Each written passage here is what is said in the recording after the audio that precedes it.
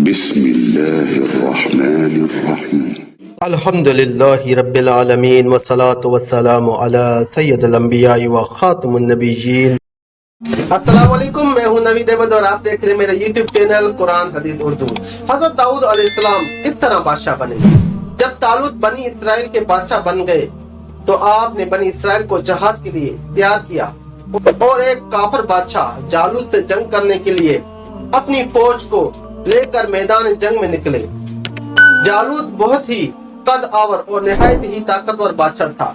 وہ اپنے سر پر لوہے کی ٹوپی پہنتا تھا، اس کا وزن 300 رتل تھا۔ جب دونوں فوجیں میدان جنگ میں لڑائی کے لیے صف آرائی کر چکی تو حضرت طالوت نے اپنے لشکر میں یہ اعلان فرما دیا کہ جو شخص جالوت کو یعنی کافر کے بادشاہ کو قتل کرے گا، میں اپنی شہزادی کا نکاح اس کے ساتھ کر دوں گا اور اپنی آدھی سلطنت بھی اس کو عطا کر دوں گا۔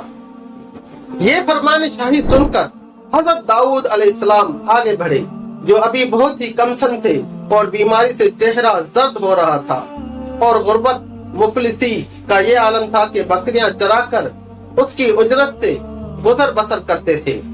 روایت ہے کہ جب حضرت داؤد علیہ السلام گھر سے جہاد کے لیے روانہ ہوئے تھے تو راستے میں ایک پتھر بولا، اے حضرت داؤد، مجھے اٹھا لیجئے کیونکہ میں حضرت موسیٰ علیہ السلام کا پتھر ہوں۔ پھر دوسرے پتھر نے آپ کو پکارا کہ اے داؤد، مجھے اٹھا لیجئے کیونکہ میں حضرت ہارون علیہ السلام کا پتھر ہوں۔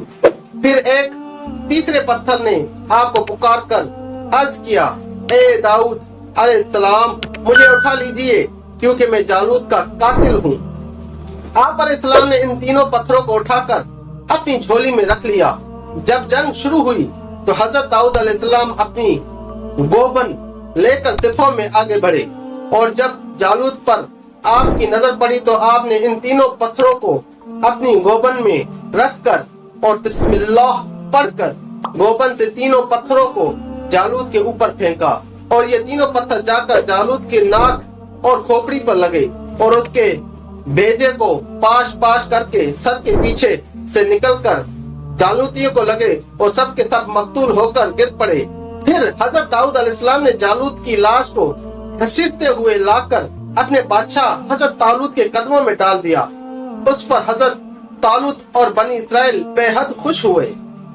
جالوت کے قتل ہونے سے اس کا لشکر بھاگ نکلا اور حضرت طالوت کو فتح مبین ہوئی، اور اپنے اعلان کے مطابق حضرت طالوت نے حضرت داؤد علیہ السلام کے ساتھ اپنی لڑکی کا نکاح کر دیا اور اپنی آدھی سلطنت کا ان کو سلطان بنا دیا۔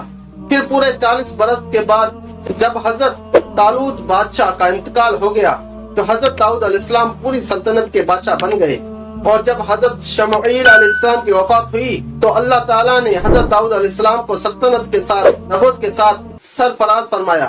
آپ سے پہلے سلطنت اور نبوت دونوں اعزاز ایک ساتھ کسی کو بھی نہیں ملا تھا۔ آپ پہلے شخص ہیں تو ان دونوں عہدوں پر فائز ہو کر 70 برس تک سلطنت اور نبوت دونوں منصبوں کے فرائض پورے کرتے رہے، اور پھر آپ کے بعد آپ کے فرزند حضرت سلیمان علیہ السلام کو بھی اللہ تعالیٰ نے سلطنت اور نبوت دونوں مرتبوں سے سرفراز فرمایا۔ اس واقعے کا اجمالی بیان قرآن مجید کی سورہ بقرہ میں اس طرح ہے کہ ترجمہ قرآن، اور قتل کیا داؤد نے جالوت کو، اور اللہ نے اسے سلطنت اور حکمت عطا فرمائی اور اسے جو چاہا سکھا دیا۔ حضرت داؤد علیہ السلام کا ذریعہ معاش۔ حضرت داؤد علیہ السلام باوجود یہ کہ ایک عظیم سلطنت کے بادشاہ تھے، مگر ساری عمر وہ اپنے ہاتھ کی دستکاری کی کمائی سے اپنے خورد و نوش کا سامان کرتے رہے۔ اللہ تبارک و تعالیٰ نے آپ کو یہ معجزہ عطا فرمایا تھا کہ آپ لوہے کو ہاتھ میں لیتے تو وہ موم کی طرح نرم ہو جایا کرتا تھا، اور آپ اس سے زرہیں بنایا کرتے تھے جو جنگوں میں استعمال ہوتی ہیں، اور ان کو فروخت کر کے اس کی رقم کو اپنا ذریعہ معاش بنائے ہوئے تھے، اور اللہ تعالیٰ نے آپ کو پرندوں کی بولی سکھا دی تھی۔ اللہم صلی علی سیدنا و مولانا محمد وعلی آلہ وبارک وسلم۔